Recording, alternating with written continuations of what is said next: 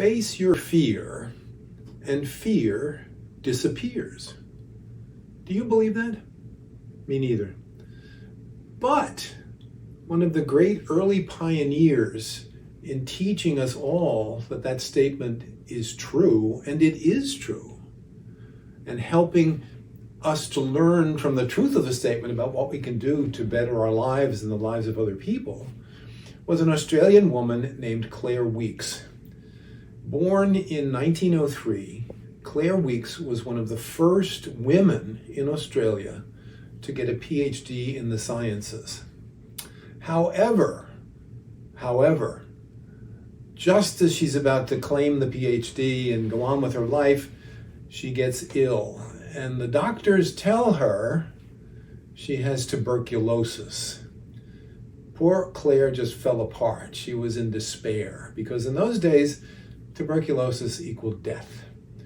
So anyway, she was going through all this agony and misery and suffering and hoping that maybe it was wrong or just everything you can think of. And all of a sudden, the doctor said, wait a minute. It was a misdiagnosis. You just have tonsillitis.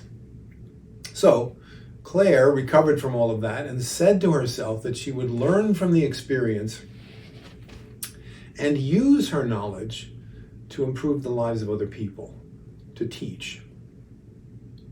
So she began to think about the whole style and substance of all of this fear that she went through. And she recalled a conversation that she had with a friend who was a veteran of World War I.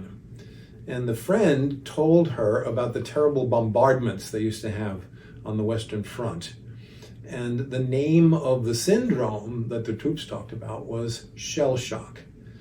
And the friend said, well, you can't really do anything about it. You just have to accept that it's happening. You have to face it and carry on. And Claire thought long and hard about what he told her and added a great deal from her own experience as well. And she came up with a 3-part approach to the fears, the anxiety, the panic that she had experienced. And it was as follows. 1, accept. Don't run away from it. Don't feel ashamed of it. Don't hide from it. Don't fight with it. Just let it be there. Accept that it's there. The second point was, this is of course an island country with beautiful beaches, and she said float.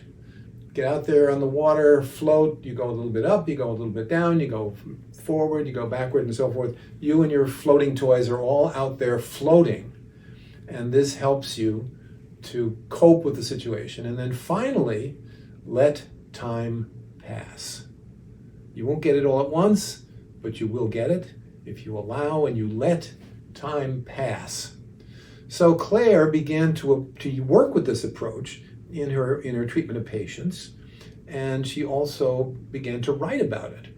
So hundreds of people, literally hundreds of people, said that she had saved their lives through her approach.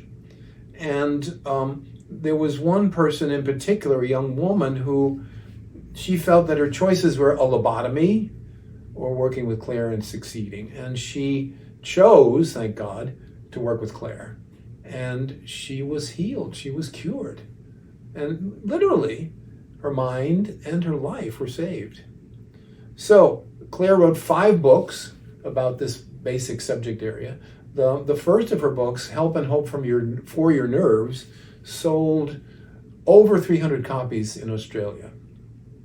So, thinking about Claire and her contribution, could you do something like that? Could you imagine having a real terrible setback and then learning from it and deciding, I'm going to learn from this in a way that will help other people? Do you think you could do that? Do you think you're up to that? No? I think you are. I think you could do something like that. I think we could all do something like that, and maybe we all should. Anyway, Frank Crane, Counseling Center, have a great summer.